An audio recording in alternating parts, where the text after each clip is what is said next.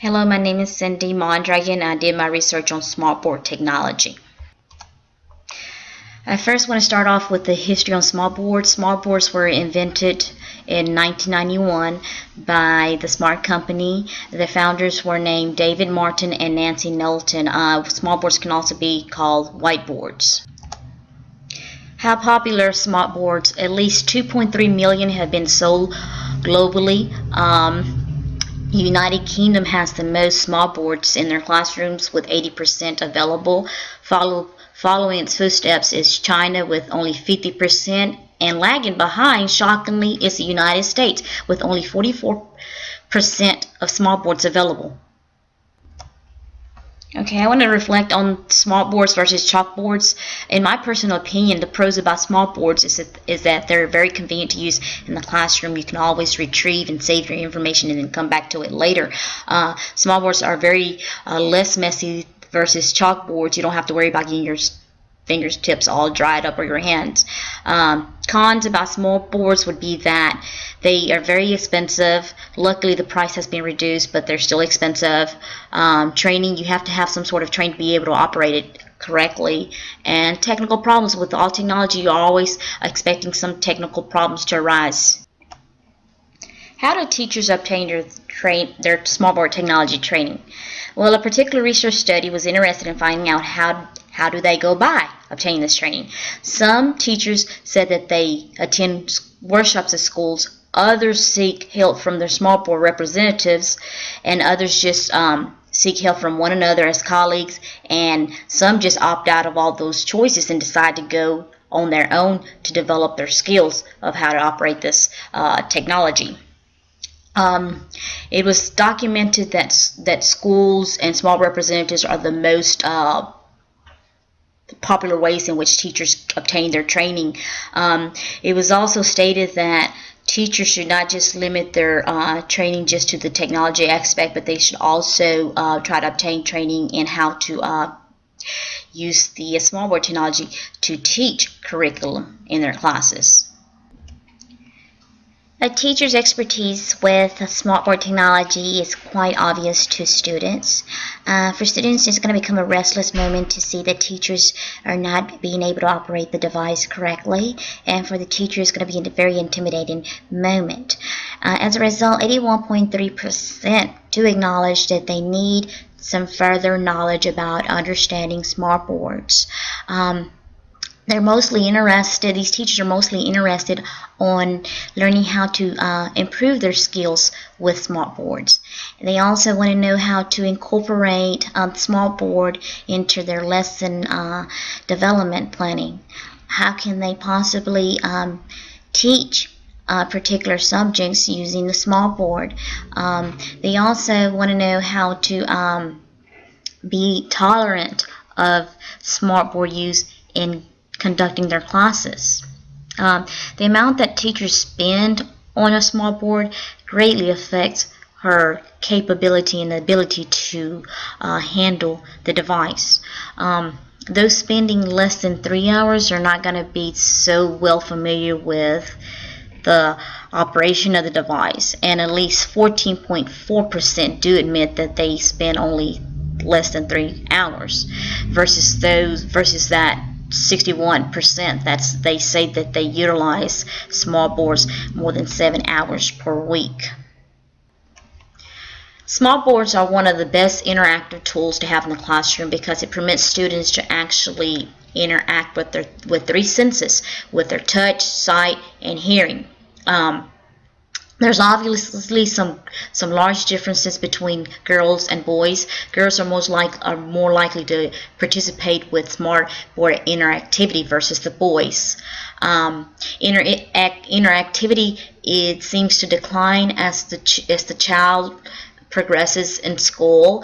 In the secondary levels, students are not so excited about working with a smartboard, but those in the lower elementary are very excited to use smartboards.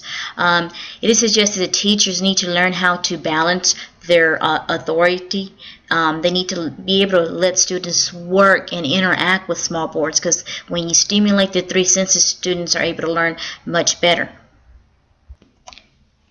cognitive skills do improve when the teacher is using small boards in the class.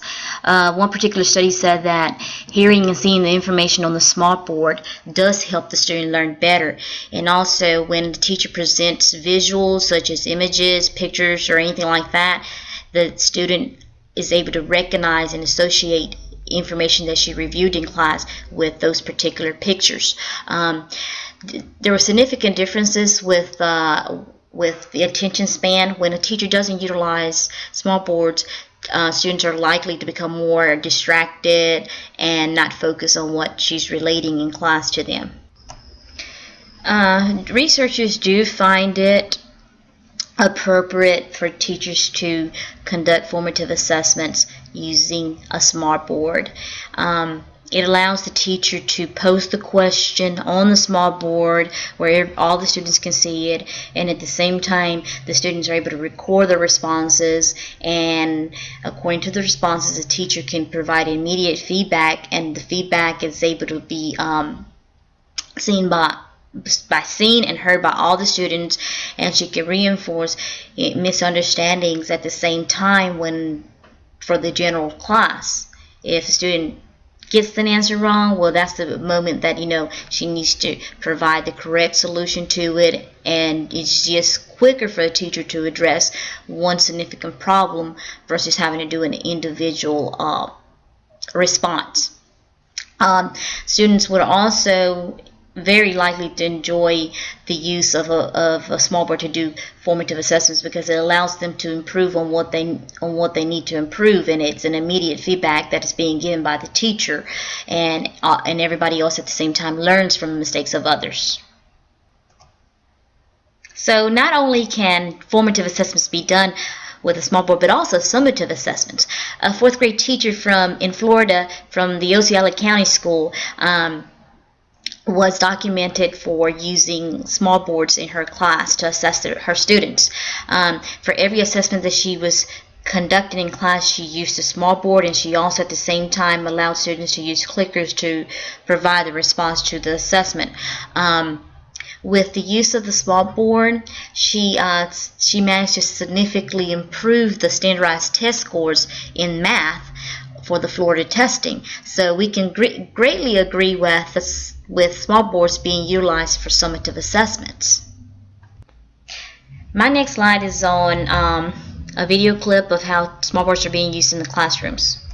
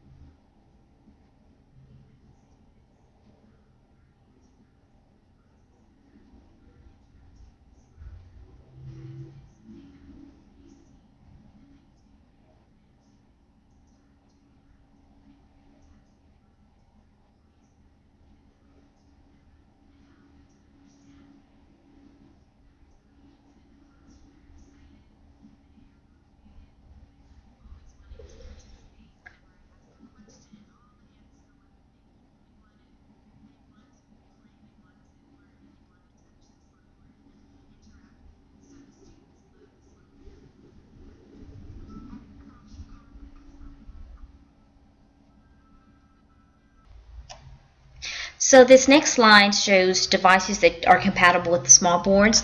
You have your laptops, your smartphones, your Xboxes, your DVDs, and documentation cameras as well. This next video that I'm going to show will be on how to turn on a smart board.